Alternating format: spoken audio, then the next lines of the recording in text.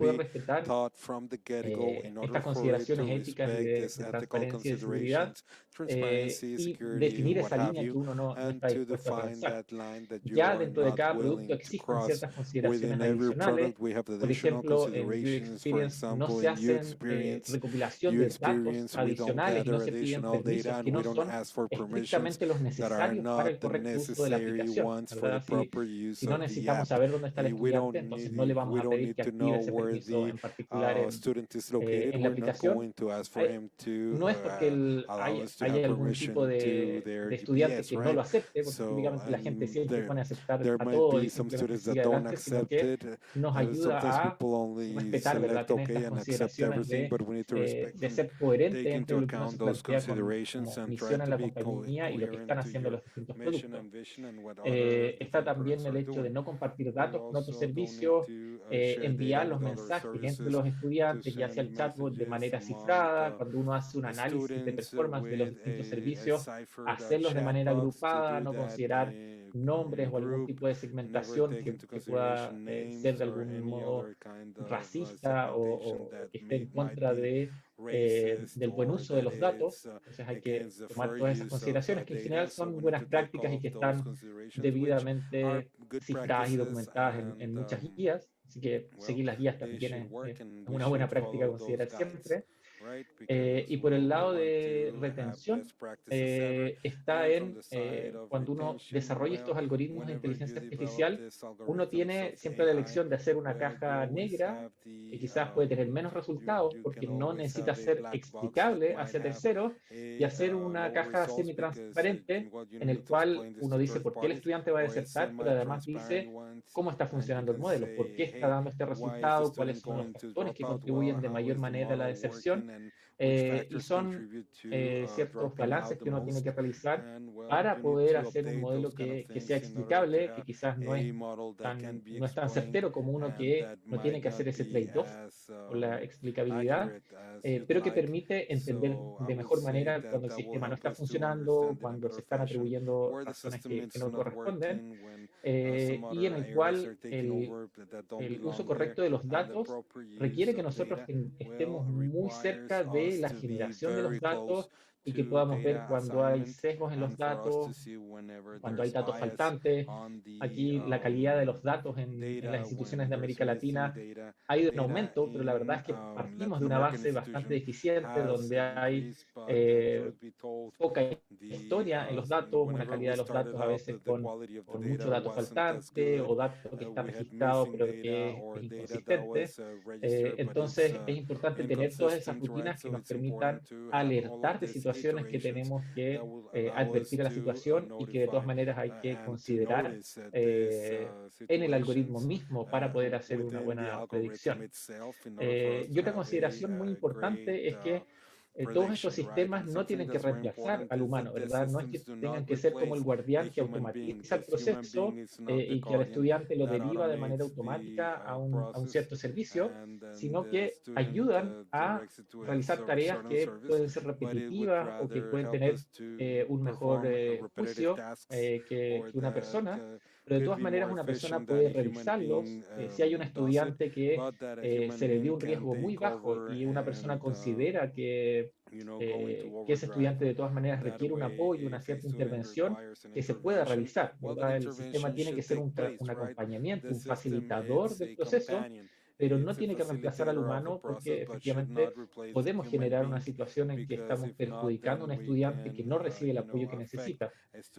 Así que diría que esas son las grandes consideraciones, que hay algunas macro que son a nivel de compañía y otras que tienen que ser muy específicas dependiendo de cada solución. Gracias, Sebastián. Efectivamente, cuando hablamos de un uso responsable de la inteligencia artificial, conlleva muchos elementos.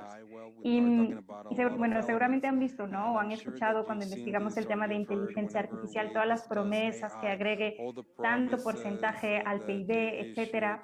Y sí, creo que es una gran promesa, pero yo creo que únicamente cumpliremos esa promesa de realmente transformar América Latina con casos de uso como los suyos, casos de uso de impacto y casos de uso realizado de una forma ética. Pues muchas felicidades. Y para cerrar, me gustaría darle la palabra a Cristina Pombo, que nos va a contar un poco de dónde podemos leer más acerca de todas estas iniciativas brillantes y únicas que se están realizando en América Latina. Yo quiero además invitarlos estamos justo actualizando ahora, junto a la UNESCO, un observatorio de todo lo que hay en América Latina y el Caribe de inteligencia artificial.